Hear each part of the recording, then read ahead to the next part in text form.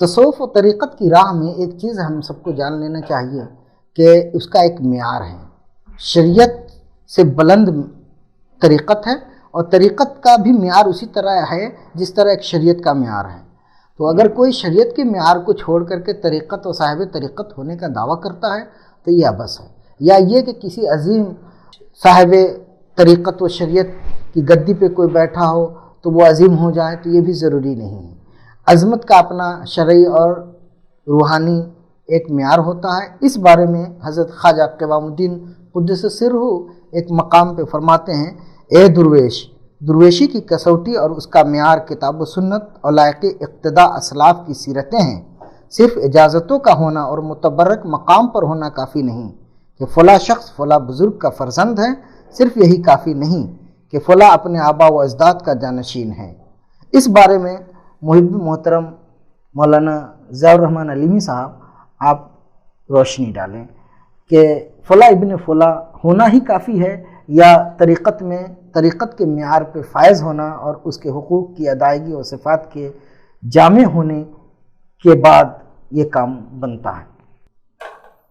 دیکھیے علامہ جامی نے فرمایا، بندے عشق شدی ترک نسب کن جامی، بندے عشق شدی ترک نسب کن جامی کہ دری راہ فلاں ابن فلاں نیست.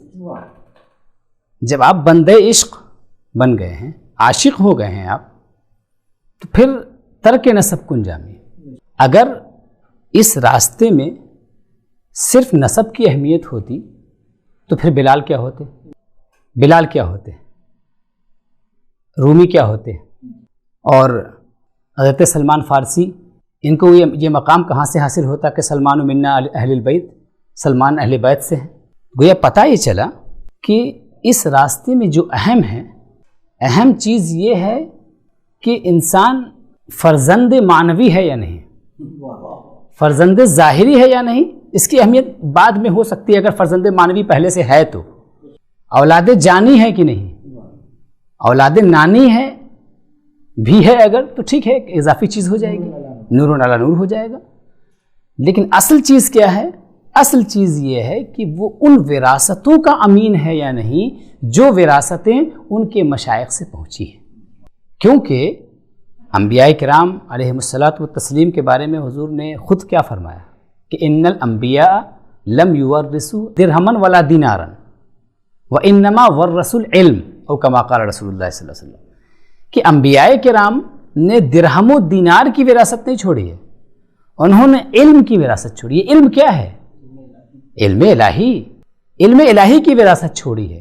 تو ہمیں دیکھنا یہ ہوگا کہ یہ جو نبی کریم صلی اللہ تعالیٰ علیہ وسلم نے جو بات فرمائی ہے کہ انبیاء کرام علم درہم و دینار کی وراثت نہیں چھوڑتے بلکہ علم الہی کی وراثت چھوڑتے ہیں. تو یہ مشائخ کے بھی جو خاندان کے لوگ ہیں یا جو بھی نسبی تعلق رکھنے والے لوگ ہیں، یہ لوگ اس علم کے جانشین ہیں یا نہیں، جو معرفت الہی ان کے پاس تھی وہ نعمت ان کے پاس منتقل ہوئی ہے یا نہیں، خواہ وہ خود انہوں نے اپنے مشائخ سے حاصل کیا ہو یا جو ہے کسی دوسرے شیخ سے حاصل کیا ہو، کہیں سے بھی حاصل کیا ہو. ان کی تربیت کا سلسلہ نبی کریم صلی اللہ علیہ وسلم تک پہنچتا ہے یا نہیں پہنچتا ہے. اگر اس راستے میں، طریقت کے راستے میں، اس کی تربیت کا سلسلہ نبی کریم صلی اللہ علیہ وسلم تک نہیں پہنچتا ہے تو وہ ابتر ہے، وہ منقطع النسل ہے. اچھا، قرآن کریم کی آیت کریمہ بھی ہے. قرآن کریم کیا فرما رہا ہے؟ ان اکرمکم عند اللہ اتقاکم، کہ تم میں سب سے زیادہ رسپیکٹڈ انسان، مکرم و معظم انسان وہ ہے جو اللہ کی بارگاہ میں صاحب تقوی ہے. اور تقوی میں کمال کب حاصل ہوتا ہے؟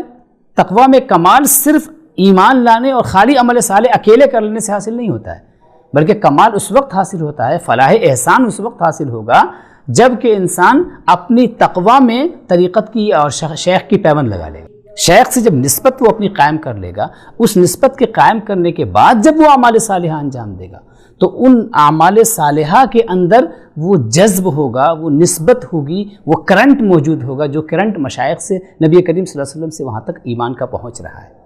تو گویا وہ لوگ جو صرف ایمان لائے اور عمل صالح جنہوں نے کر لیا، یقیناً وہ اچھے لوگ ہیں، متقی لوگ ہیں، نیک لوگ ہیں، ابرار میں ہیں، لیکن مقربین میں وہ لوگ شامل ہوتے ہیں جو کہ ایمان اور عمل صالح کے بعد اللہ تبارک و تعالیٰ تک پہنچنے کے لیے وسیلہ تلاش کرتے ہیں، ایک ایسا وسیلہ جو وسیلہ اسے اللہ تبارک و تعالیٰ تک پہنچا دے۔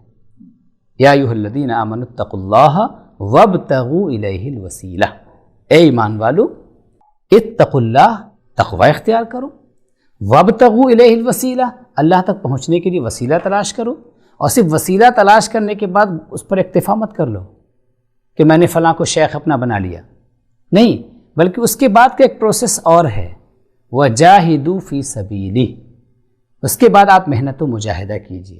اب محنت و مجاہدہ جو کر رہے ہیں تو اپنے محنت و مجاہدے پر مغرور مت ہو جائیے، بلکہ امید رحمت الہی سے لگائے رکھیے، لعلکم تفلحون، تاکہ تم کامیاب ہو جاؤ۔ امید ہے کہ تم کامیاب ہو جاؤ گے اگر مجاہدہ کرتے رہو گے اور اپنی لو اللہ سے لگائے رہو گے، اور شیخ کی توجہ رہے گی، شیخ آپ کے لیے دعائیں کرتا رہے گا، رات میں دن میں ہر لمحہ اپنے خاص اوقات میں آپ کے لیے دعا کر رہا ہوگا، تو پھر اس کے نتیجے میں آپ اللہ تبارک تعالیٰ تک پہنچ جائیں گے۔